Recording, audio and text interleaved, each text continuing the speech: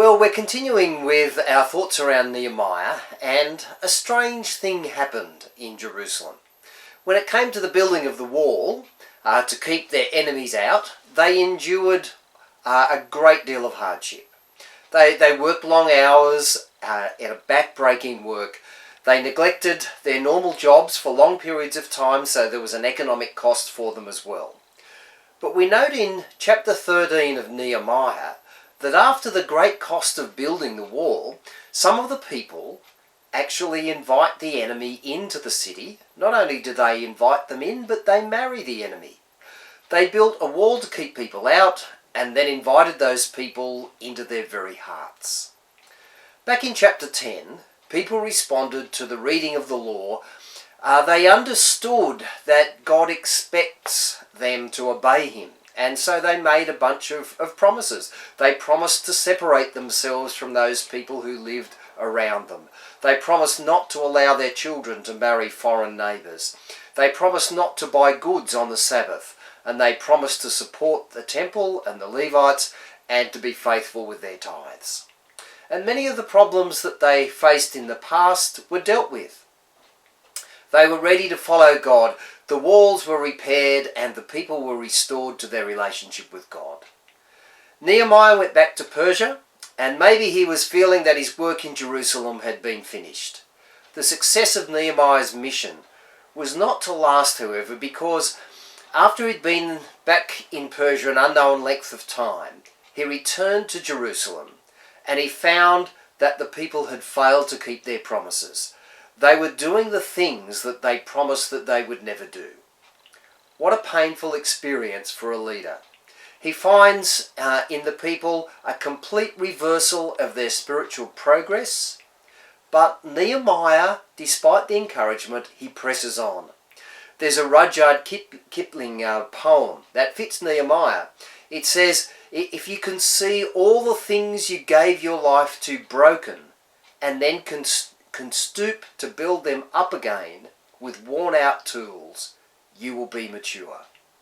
Well, that's Nehemiah. He'd worked so hard for the restoration of the city, both physically and spiritually, and he comes back and with broken tools he begins to mend the people again.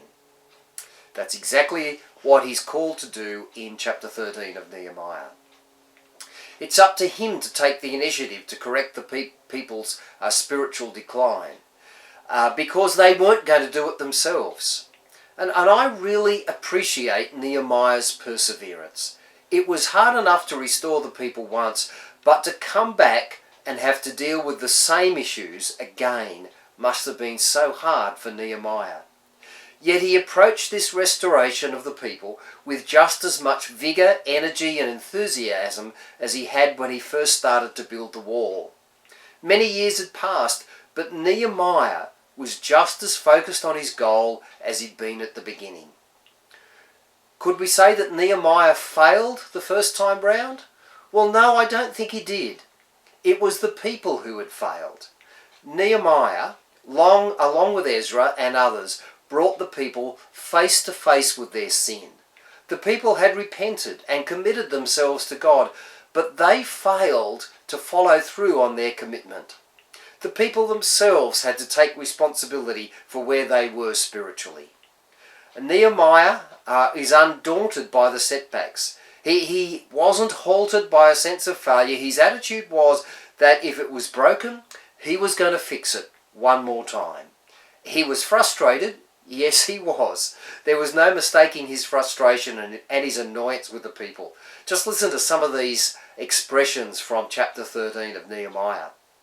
Verse 8, I was greatly displeased and threw out Tobiah's household goods out of the room. In verse 11, so I rebuked the officials and asked them, why is the house of God neglected? Then I called them together and stationed them at their posts. In verse 15, therefore I warned them against selling food on the Sabbath. Verse 18, didn't your forefathers do the same things so that our God brought all this calamity upon us and upon this city? Now you are stirring up more wrath against Israel by desecrating the Sabbath. And in verse 25, I rebuked them and called curses down on them. I beat some of the men and pulled out their hair. I made them take an oath in God's name and said, you are not to give your daughters in marriage to their sons, nor are you to take their daughters in marriage for your sons or for yourselves. You know, Nehemiah is a study in perseverance. He knew that perseverance brings rewards, and perseverance can help us achieve great things. That's the lesson that Nehemiah teaches us. There's a quote from a former president of the United States, Calvin Coolidge, and I have really loved this quote over many, many years. It's been an encouragement to me. This is what he said: nothing in the world can take the place of perseverance. Talent will not. Nothing is more common than unsuccessful men with talent. Genius will not. Unrewarded genius is almost a proverb. Education will not. The world is full of educated derelicts. Persistence and determination are omnipotent. It means that even though we may not be the most talented, if we keep going, if we're faithful, if we continue to put one foot after the other, we will succeed. Nehemiah had a persistence to endure in this situation, and is an encouragement to us. Well, time is gone, so bye for now.